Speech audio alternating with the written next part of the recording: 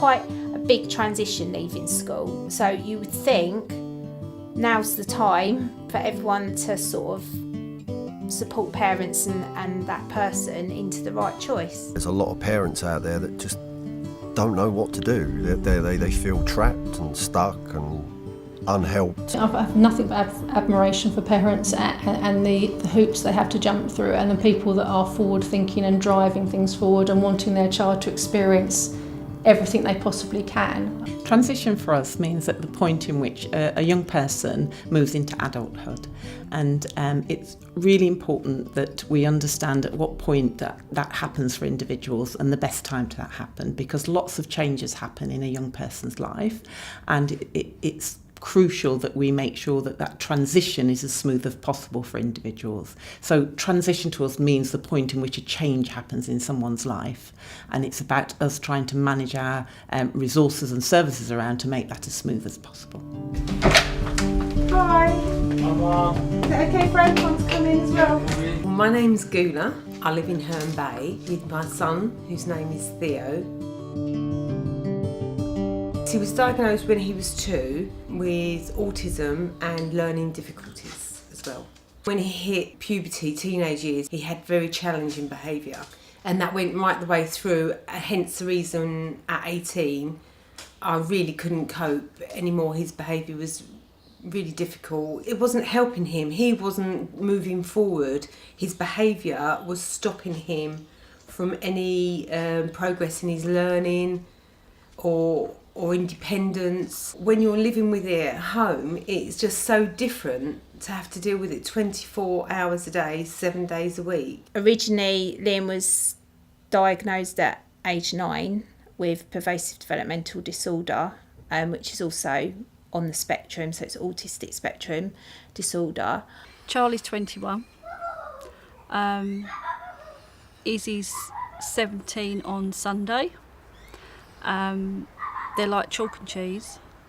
I think they've both got about the same level of autism. Socially, we couldn't go out into, situations like cinema or bowling or anything like that, because he found it all very stressful, and we didn't, bearing in mind we didn't understand then what was going on. All parents want to give their children the best start in life, and this means finding the right school to offer the best opportunities to learn, grow and aspire. Most young people, regardless of their learning abilities, develop aspirations and hope to achieve their goals. A difficult point in any young person's life is when they leave school, and getting the choices right to help them move closer to realising their projections is important. The transition from school to college, work or a greater independent life are the main considerations, but as important is the need to help raise aspirations by encouraging and supporting a young person to reach high and be the best that they can. I think it's really important that we capture very early on what those aspirations are, so we can plan and commission for them better. Because often we will plan and commission for a young person up to their 18th birthday, and then we'll plan and commission from an 18-year-old, and we don't do that joined up commissioning across the pathway. In an ideal world, there would be a nice, smooth transition. In real terms, in the current situation, although that is due to changes, we're well aware, it's not perhaps as smooth as it could be. Certainly around limited information, access to information can be difficult for parents to gain. Also, I think parents need to get involved and be very proactive to move services forward. They need to keep the young person involved and informed of the whole situation as to exactly what's happening. The Transition Fair was organised by Sharon Bremner from the Fallen School, with partners East Kent Mencap and MCCH. The project was funded after a successful Awards for All bid by the Friends of the Fallen School. I met with Angie from East Kent Mencap and Karen, and we all had the same concerns about what is there, what provision is there for our students and for young adults when they move into adult services. So we decided it needed, we sort of put our heads together, it needs something like this. We're a college, and actually we provide a high level of transition service both coming into college and within the college, because we try to transition people from supported learning cross college where possible so they can access mainstream courses, and we provide a high level of support to do that. Parents often want them to stay in education, but if we can't show progression, it's knowing where to signpost them to, and that information isn't always readily available, which is why we're at today's event, to not only promote our service but to see what services we could signpost students towards. I work for Carers Support, so we're a local charity based in Deal, and we work across Canterbury, Dover and Thanet. We work for the Young Adult Carer Service, which is our younger end of our carers. We're an information advice and guidance service primarily. We also have a lot who go through the transition of losing support or feel like they're getting different support from the adult services, and that's again something that we in the carers assessments can help with by identifying other areas where they can access the support they've been used to receiving. As you can see from today, all these stallholders are all offering fantastic services, but how do parents find out about them? So that's what we're here for. We went to the event because we had quite a lot of issues with our son, Charlie, when he came out of full-time school. We weren't told what our options were. We hadn't really been told anything about the different types of services that were available. With age, as you become much more mature, you're 16 and then certainly 18, a lot of legislation that parents perhaps wouldn't have been aware of come into force, such as Mental Capacity Act, Deprivation of Liberty, all come into play as people reach certain ages. That can be difficult for parents to manage, because as they become 18, certainly they're entitled to exactly the same rights as you or I, and that will range from employment, education, housing. That again can be difficult because as an 18-year-old, that is your choice as to what you do. Whereas perhaps prior to 16, certainly, parents would be very influential in any decision-making process. Once you're 18, it's down to you. It's your choice, which is what we advocate, because it creates independence, which is what it's all about. Holly lived with her parents until her 20s, but now lives in a house in Herne Bay, managed by East Kent MenCap. She has been encouraged by the support staff to develop and expand her independence and life options. She receives travel training each week to help her step out on her own feeling safe. This has enabled her to go to work and attend college. Holly values her independence and leads a full and active life in her seaside home. How long have you lived here, Hol? 3 years. You happy here? Very happy. Obtaining greater independence and leading a full life does not always mean leaving home. For some young people, the transition point of leaving school is not necessarily the right moment to leave their parents or carers and move into supported living. Every family is different and there is no single right way. What is important is that a young person and their family consider all the young person's aspirations and needs and plan together with support to find the best option. There seems to be this huge expectation that, you're going to want to be independent and you're going to understand the concept of independence. He needs to be able to have access to something he could be independent from the home that's local to him, that he's engaged with, and there isn't anything.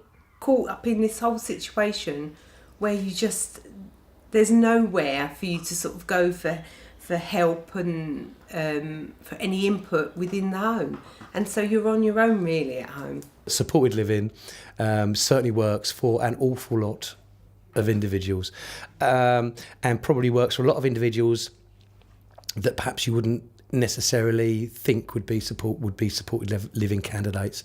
Certainly, if you've got purpose-built perhaps properties with overhead hoists going straight from bedroom to bathroom and then bathroom to lounge, a lot of that can create a greater level of independence. Although they will never perhaps be living totally alone, their independence will be that much greater. There's been a big drive now for supported living, and I think that causes a bit of a barrier, because ultimately some guys are just not ready for supported living, and some parents feel quite guilty about the fact that their young person is going into residential care. They have some form of guilt. And that's not the case. As people, we have children and we expect them to grow up and go off and become independent. And that's the same for anybody, whether they've got a disability or not. We try and adapt our services or make the services for the individual. So we engage with the people as far as early as we can. We're talking to parents and carers closely. We have good links with SEN schools, local colleges. So through those relationships, we start that process as early as possible. We can offer day services, employment services and accommodation services. We found that young people were telling us they didn't want to be living in services with people significantly older than them with different needs, and we have restructured recently to have an area that comes under me now, that we bring the children and their transitions together, which is similar in line with the change that the KCC made. A confusing and difficult issue for parents is understanding how services, funding and support changes from child services to adult services at the young person's 18th birthday. Kent County Council are to implement a new pathway which will see their services support parents and carers from the ages of 16 to 25.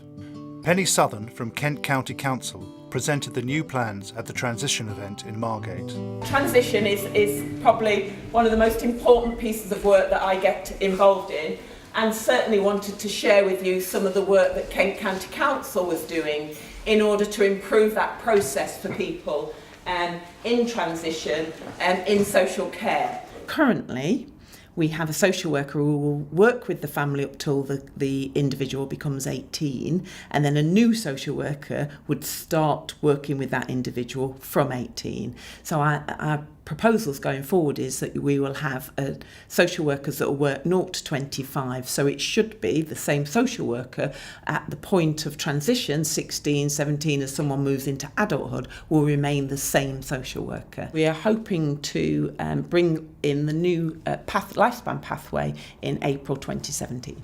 It will hopefully be more about the children The young and people. the young adults going forward, and they will do their damnedest to try and put them first and worry about the money afterwards.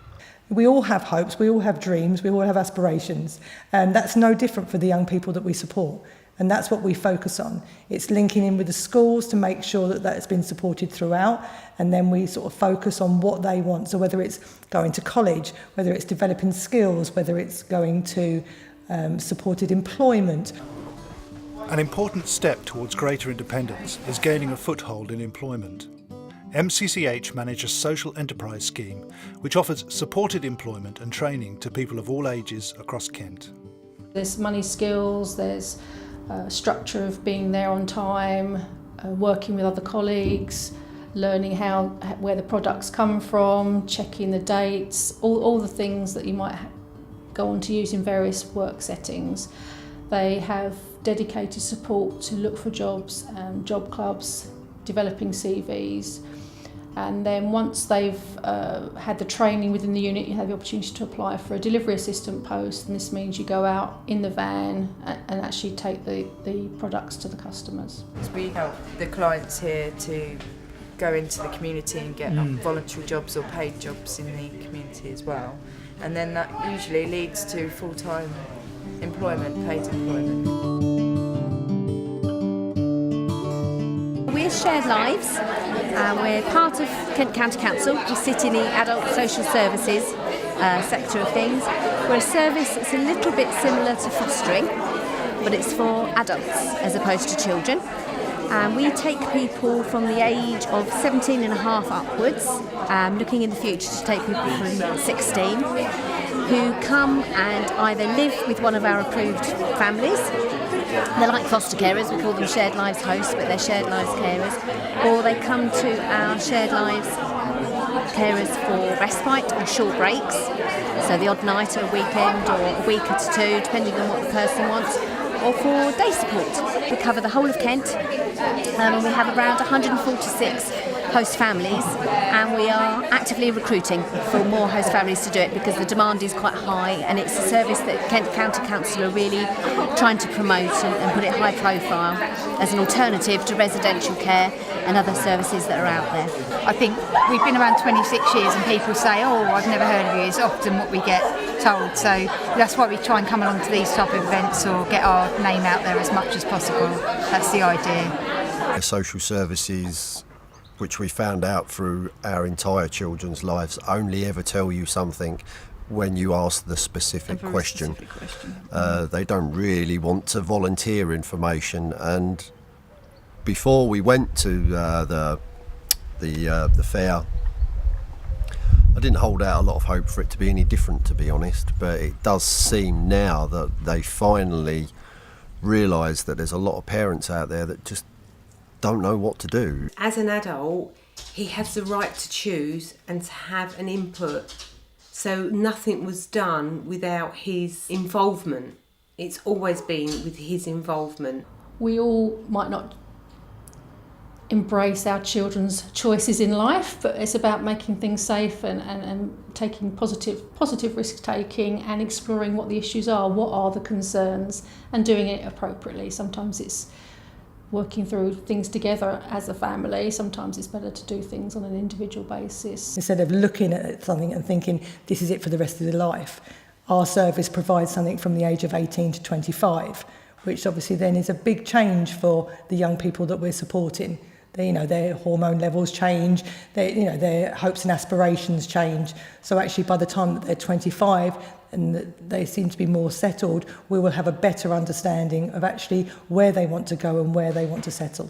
We don't always have the answers, and sometimes it's working together in a partnership to find out what it is that the person's after, from a social activity, social engagement, to reduce isolation, all the way through to an accommodation setting with support. We need to make sure that our services are innovative, creative, flexible, and meeting those needs, and not the traditional services that families relied on years ago. So families want to make sure that they're personalised, they're individual, but they're also inclusive in the local communities and not separate and in silos. Who do I speak to? How do I find out what I need to find out? And I think that fair really did help.